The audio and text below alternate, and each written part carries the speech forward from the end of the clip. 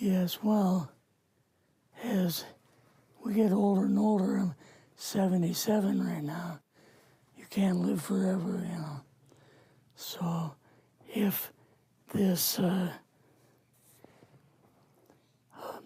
procedure I'm going to have to clean the blood doesn't work, then I've got probably a few more months to make it before my kidneys shut down, you know. So that's kind of why I'm kind of going along with the interview at this time. You're seeing that what you went through is just too important for people not to know about. Yeah. Yeah. Can you just, can we start at the beginning with your military career and just walk through what exactly your experiences were? I was drafted into the military and got into the U.S. Army. After that, I was sent to the Signal Training Center in eastern United States. What year would this be? 58. I went through the Signal Training course. And at that time, I went through the radio teletype course and also the cryptography course, crypto. They had 5 instructors that were getting out of military service. So they pulled the top 5 students, and I was 3rd in the class. So I got pulled as an instructor.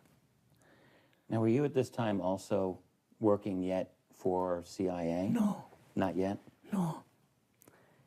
After one day, my boss came to me, and he said, how would you like to, make some extra money? And I said, oh, money is good.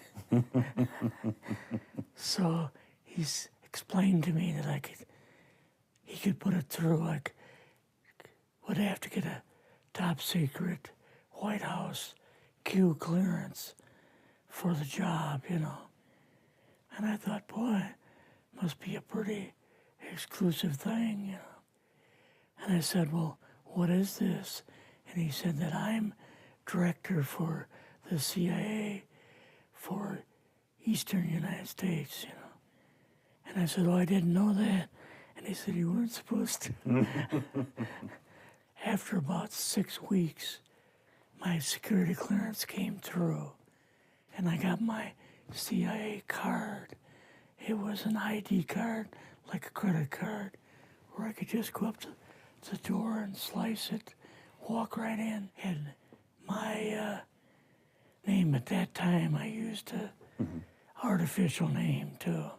Never used my real name. I started working with him on the project he was on, and that was Project Blue Book, which was kind of partially a fraud. You're saying some of the Blue Book cases were, Yes. were completely fictitious? Yes. But the cases that we got came from, I think it was Fort Belvoir, Maryland. Fort Belvoir? Yeah. And it didn't come from the Pentagon, or it didn't come from CIA headquarters. But we would get reports about a certain sighting that they had in Mexico or Italy or something like that. And then we had people that would follow through on it, that would go out and interview the people to see if they were nutcases or if it was real, So they'd be going overseas frequently? Yeah, I wasn't, but I always stayed statewide. But the people we had working with us from the CIA would do that. We would get like a new report probably a couple times a week. I was coming into the Army fresh off the farm, so I really didn't have much knowledge of anything, but my boss filled me in on Project Blue Book and what they had found so far. as far as Greys and aliens and the Roswell incident. How did you feel when this first got dumped on you? When you first learned about this? I was just kind of overwhelmed with all of this, you know. And I said to him, I don't know if I'm going to be able to be a judge of this type of thing. What's real, what's not, when I don't have much knowledge of it, you know. So... What did he say? He said, well, we have to build the information as we go, and you'll see how this thing is working out. And then the other thing is, of course, you really weren't able to tell family or close friends, obviously. No, I couldn't tell anybody. In fact, I had to take a vow that I wouldn't tell anybody. A lot of it for 40 years, and more of it for 50 years, which is up in 2010. You're doing all this crypto work. You're looking at images, photographs, video. It's 1958, maybe the fall of 58. What happened after this? At that time, the Project Blue Book thing kind of went pot, you know. If you remember, back in those days, they kind of declared it as a nothing, you know. Mm-hmm. Right. And they were telling the world all UFOs are misidentifications, hoaxes, balloons. Psychological issues, whatever. Yes. Yeah. So my boss came to me and he says, we've both got a new assignment. And he says, oh, I said, where are we going? Oh, he says, we're going to the Capitol. We're going to be part of the Eisenhower push. He's trying to find out something about, all about these aliens that MJ-12 was supposed to find out, but never sent back reports to him. The MJ-12, the UFO control group, were they calling it MJ-12 at that time? Yes. They called us in, went into the Oval Office, and President Eisenhower was there and Nixon, and they said, we called the people in from MJ-12 from Area 51 and S4, but they told us that the government had no jurisdiction over what they were doing. So being a general, past general, you didn't tell them to go to hell without any real good reason, you know. Mm-hmm. So he said, I want you and your boss to fly out there. I want you to give them a personal message. He says, I want you to tell them, whoever is in charge, tell them that to get in, they have this week, coming week, to get into Washington and to report to me. And if they don't, I'm going to get the First Army from Colorado, and we're going to go over, we're going to take the base over. I don't care what kind of classified material you got. We're going to rip this thing apart. Eisenhower was going to invade Area 51. Yeah, with the First Army. So you go out with your superior. Yes. You fly out. You land. What happens? Can you describe this whole process, what you saw? It took us the 13 or 15 miles south to S4 and like different garage door openings. Okay. And in these garage door openings, they had like different saucer crafts. The very first one had the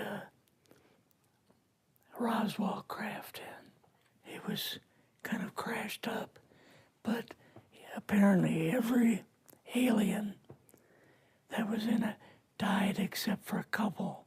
So you see the Roswell craft, and what are some of the others that you see? Well, the Roswell craft was really strange because it looked like real heavy aluminum foil.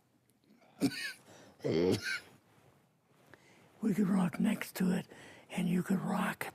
The whole thing probably weighed 150, 300 pounds. Could they tell what the source of power was of this craft? Yeah, it was like a reverse gravitational thing of some kind. In fact, one later on, I got the mathematical code for reversing gravity in a 3x5 card. I guess there are different types of grays and so on. How did you see that evidence? Well, at the later on at S4, we viewed the autopsy film, and then the colonel said, "What we've got in here is we're interviewing a gray alien." All right, right there. How did you feel at that moment? Well, I thought, boy, we had no idea we were going to see the real thing. All we saw was film. You had to have a little bit of heart racing at that Yes. moment. My boss was able to go in and had a partial interview with him. So what did this gray alien look like? Could you describe him a little bit? This one looked a little bit oriental. So I'm just wondering if it looked almost human, what about this didn't look human? No, it didn't look human as far as the skin tone and basically the shape of it and the size. How was its head size compared with a normal human, for example? Brain was kind of a little bit bigger. And some of the nose was very, very small. And the ears were just like holes. Mouth was very small. Now, why were they bringing you out here at all, anyway, to see an alien? What was the point? To go back and tell the president they actually had one. So he did not know at this point No, if there was an alien No. at S4. no. What did you do then at Area? Were you done, or did you have other things to do with Yeah, S4? so basically we were kind of done, went back to Area 51. They took us into the main building, and there we saw a U-2, which of course we didn't know existed. And a model of the SR-71. Yeah, the Blackbird. So, but like I mentioned earlier, it was not a model of the current Blackbird, It was an earlier version. but an early version. Did you go directly to Washington after this? Yes. Or did you go somewhere else? How did they get, did you fly We regular airline or? We flew back to the commuter plane back to the air base, and then took President Eisenhower's Lockheed Electra back to Washington. You and your supervisor, Yeah. superior officer, and now you're meeting with the president? Yes. Can you describe this? Well, we met with him in, the second story of the old OSS warehouse building. And Eisenhower and Nixon were there, and also Hoover was there. So he asked us what was going on, and we told him about the alien, the whole situation, and the black projects and so on. And he was just totally shocked. He appeared for the first time to be worried. You know, like he was worried. I would think that Eisenhower would, I mean, he certainly knew that flying saucers were real. Yes. He knew that there were aliens. So I guess I'm just wondering, what would he have been, really surprised about? Surprised about the black programs. Eisenhower said, got to keep this thing completely secret. You know, can't talk about this. Your actual name is, I mean, the name you grew up with, that was a different name than what you Yes. had in the... I never used it in the CIA at all. Now, what about today? You're going on the public record, and this is still sensitive information, even though earlier you talked about, you know, security oaths that maybe expire after a certain period of 50 time, years. but you're still concerned. Linda Moldenhauer's phone call, her phone was tapped, and they got my phone number, and through the telephone company, they were able to find me, and so on. When they found you, what happened? I was going to a grocery store.